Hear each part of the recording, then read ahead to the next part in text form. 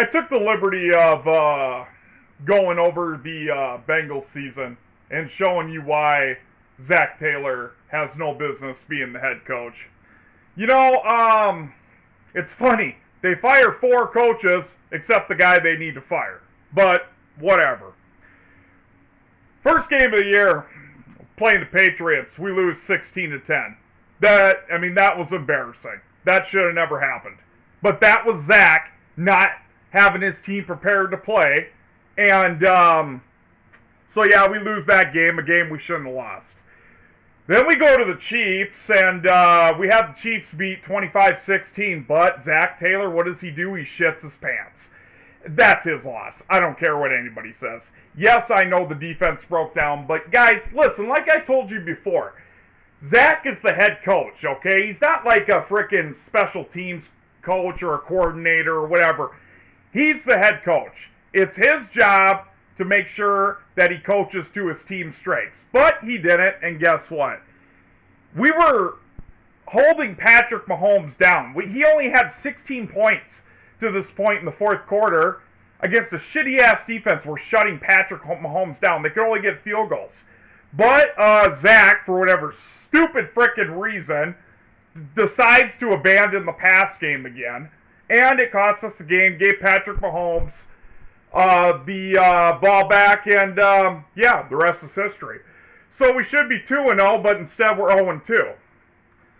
Then we play the Commanders, and I have no excuse for that one. They were the better team on Monday night. The Redskins, whatever, you guys already know how I feel about that. And, sorry, I thought I hit a button there.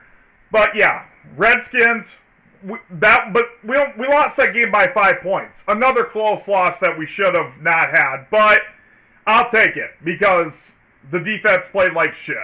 So that's our loss.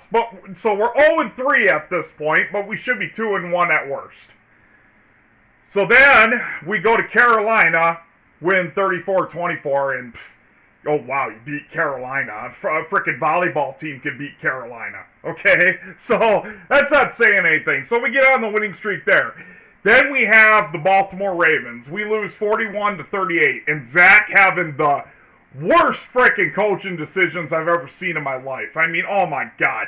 Lamar Jackson fumbled the ball, gave us this game. We should have won this game. We should have. There's no reason that we lost this game. But the fact that Zac Taylor got in his own way again. Have you ever noticed he does that? He gets in his way all the his own way all the time. Lamar Jackson basically gave us this game, and what was Zach's response?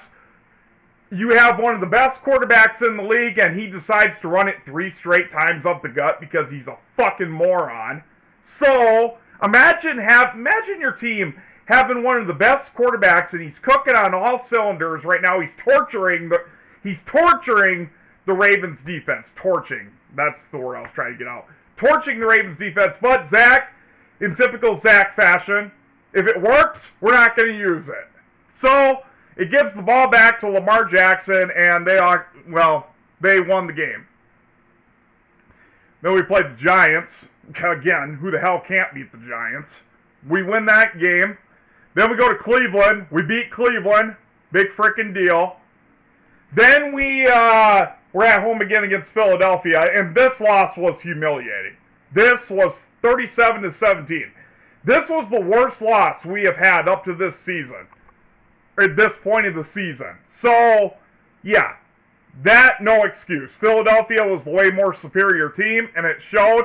The offense could get clicking, and yeah. Then we beat the Raiders. Yeah, golf team could beat the Raiders. And then we go at Baltimore again. And this is where I actually agree. A lot of people didn't like this, but we're down 35-34, just getting a touchdown. And obviously you already know what's going to happen. I know what Zach was thinking here. Gee, if we tied the game, Lamar Jackson's just going to go down on the field anyway and win the game. So let's go for the win now. So I actually agreed with that. Unfortunately, it just didn't happen in our favor. But we went for 2, didn't get it, lost the game.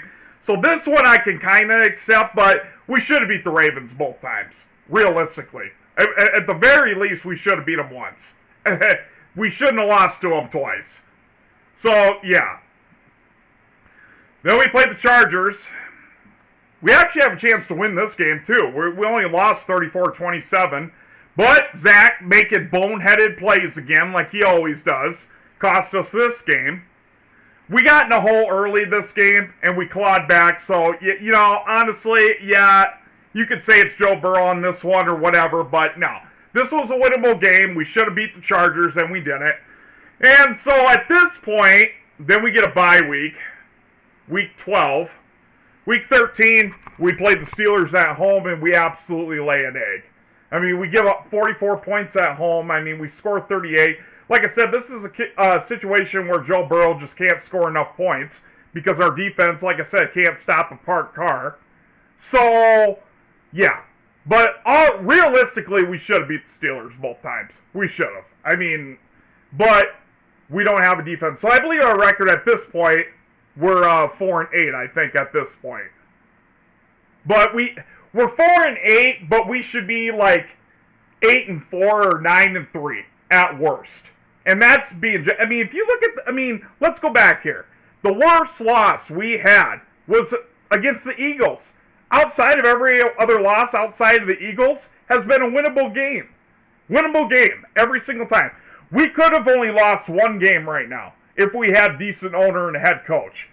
So we lose to the Steelers at home. Then we beat the Cowboys, the Titans, the Browns. The Broncos actually was saying something that was a good game. Then we beat the Steelers. But this just goes to show you, there is no way we should have finished 9-8. At the worst, we should have won every game except for 1 or 2 games this year. I mean, this just goes back to Zac Taylor not frickin' coaching right and our owner being stupid. And our defense sucks. So I'm just telling you, fellow Bengal fans, there is no reason we should be sitting home right now. There's no fucking way. But Zach, listen, I've already said it. He cost us the Kansas City game. He cost us the game against the Ravens. He cost us the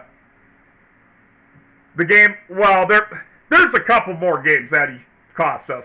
He tried to give away the Denver game desperately, but Joe Burrow outsmarted him on that. Otherwise, if it was up to Zach, another piss-poor decision, he decides to get a touchdown and give the Broncos the ball back with a minute something left and 1 timeout. Well, I already knew what was going to happen. They went right down on the fucking field, just like I thought was going to happen, and they tied the game. Fortunately, we won, but we shouldn't have. And if we would have lost that game, that would have been another one on Zach. So for all you people out there saying, oh, Zac Taylor's a great coach. No, he's not a good coach. If he was a good coach, this team would be in the playoffs right now. We are sitting at home strictly because of him. And the defense. This offseason, we got to do a lot. A lot of work. But I'm telling you, if they don't get a defense or they don't get an offensive line, you're just going to see a repeat of this year. That's all that's going to happen.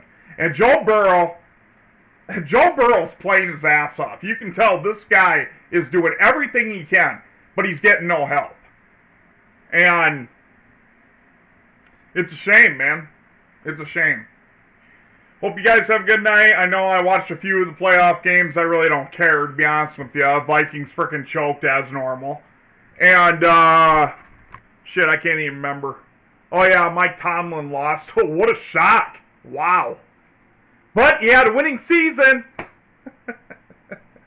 That's all I care about now. Oh, we got a winning season. Ain't gonna win shit, but we got a winning season. Okay, Marvin Lewis. Have a good night, guys.